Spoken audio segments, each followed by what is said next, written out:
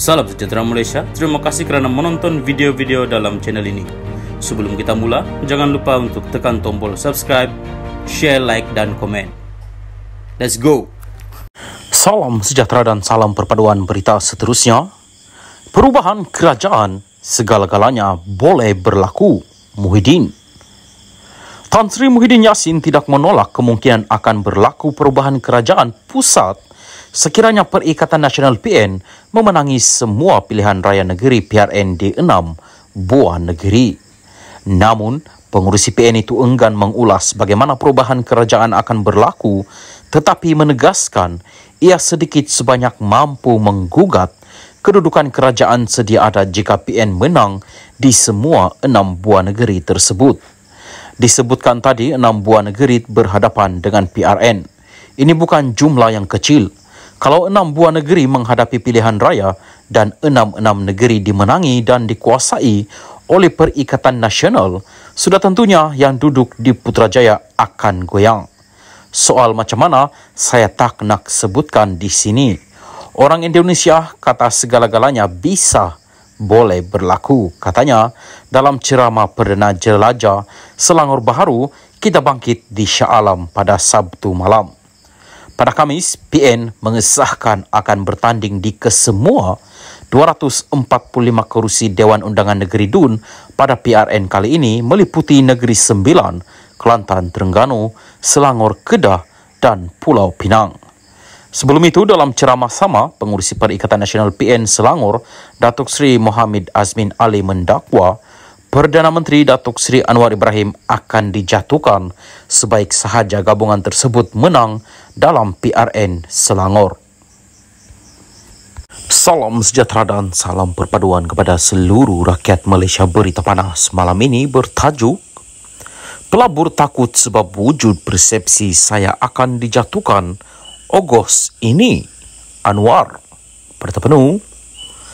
Wujudnya persepsi bahawa kerajaan perpaduan akan tumbang pada Ogos ini telah menyebabkan para pelabur asing takut untuk melabur di Malaysia. Jelas Perdana Menteri Datuk Seri Anwar Ibrahim, walaupun kunjungan Menteri Pengangkutan Anthony Lok ke Hong Kong baru-baru ini dilihat positif, namun ada dalam kalangan pelabur memaklumkan masih melihat kestabilan kerajaan perpaduan selepas dakwaan beliau akan dijatuhkan. Ada orang kata Ogos ini mungkin Anwar akan dijatuhkan, jadi pelabur tunggu Ogos dulu. Ada baiknya, iaitu pelabur lebih yakin dengan saya daripada mereka pihak yang menyebarkan dakwaan kerajaan jatuh.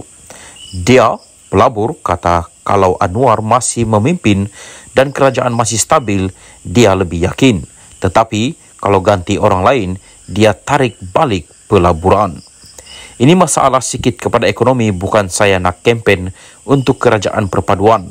Tetapi itu kenyataan, katanya pada program Temu Anwar di University Sains Malaysia, Islam Malaysia, USIM, dinilai pada Sabtu. Mengulas lanjut, Perdana Menteri menegaskan usaha meningkatkan ekonomi negara juga tidak seharusnya membebankan sebahagian rakyat, khususnya golongan susah. Menteri Kewangan itu berkata, beliau tidak sanggup menarik pemberian subsidi secara drastik seperti dilakukan Indonesia, walaupun tindakan itu boleh memberikan keyakinan kepada para pelabur. Kalau ikut Indonesia, dia kata subsidi elektrik ini diturunkan drastik, tetapi saya tak sanggup dan saya hanya turunkan bagi golongan kaya. Pelabur pula mereka kira wang.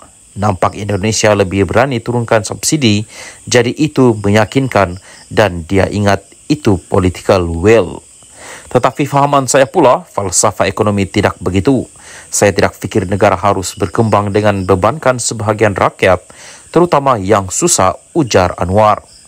Dalam masa sama, Perdana Menteri berkata langkah yang diambil oleh kerajaan perpaduan ketika ini disifatkan lebih berhati-hati dan berhemat.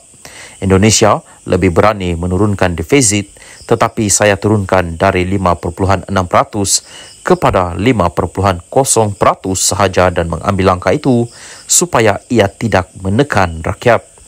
Kalau defisit diturun secara drastik, macam mana nak buat asrama, nak buat fakulti perubatan atau baiki sekolah?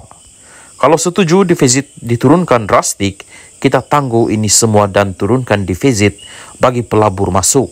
Tetapi saya ambil pendekatan yang lebih manusiawi dan menekankan esan, kata ahli Parlimen Tambun itu.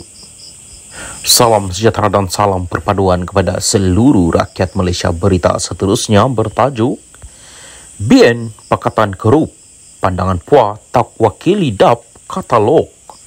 Bertepenu, pandangan bekas ahli Parlimen Petaling Jaya, Tony Puah, yang menggelar BN sebagai Pakatan Kerup dibuat atas kapasiti pribadi dan tidak mewakili pandangan DAP, kata Setiausaha Agung Parti itu, Anthony Lok.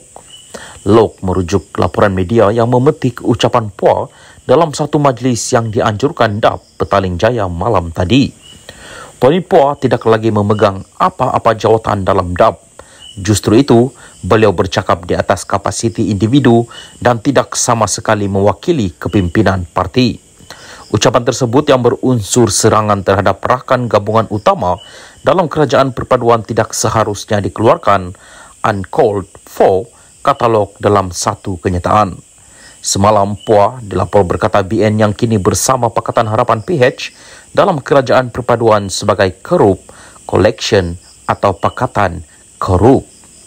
Kenyataan itu disuarakan sewaktu berucap pada majlis makan malam menggumpul dana DAP di perkarangan Dewan Bandaraya Petaling Jaya MBPJ dengan label sama turut diberikan kepada Bersatu.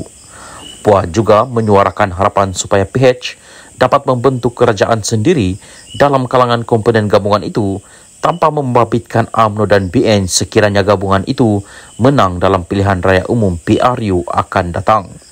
Menyifatkan kenyataan itu sebagai provokatif, Lok berkata kepimpinan tertinggi DAP telah membuat keputusan dasar untuk bekerjasama dengan gabungan politik lain demi mencapai kestabilan politik. Sebarang kenyataan provokatif terhadap rakan gabungan dalam kerajaan perpaduan adalah tidak selari dengan pendirian dan halat 7 parti pada masa kini.